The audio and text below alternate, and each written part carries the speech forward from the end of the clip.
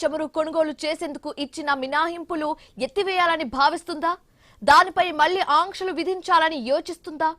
ఈ విషయంపై అమెరికా విదేశాంగ మంత్రి మార్కో రూబియో ఏం చెప్పారు?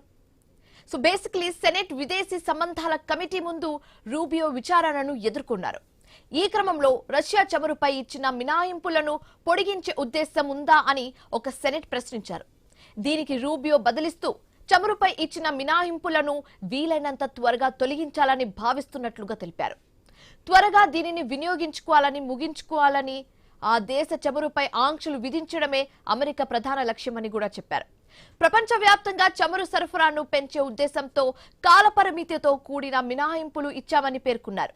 అయితే ఆ సమయంలో ఉన్న పరిస్థితుల మేరకు ట్రెజరీ శాఖ నిర్ణయం తీసుకుందని చెప్పారు.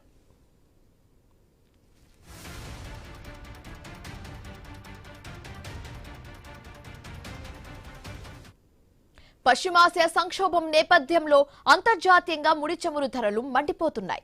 ఈ క్రమంలో చమురు సరఫరాలో ఇబ్బందులు కలగకుండా ఉండేందుకు రష్యా ముడి చమురుపై మార్చిలో అమెరికా తొలుత మినహాయింపులు ఇచ్చింది. ఆ తర్వాత దాన్నే 2 సార్లు పొడిగించింది.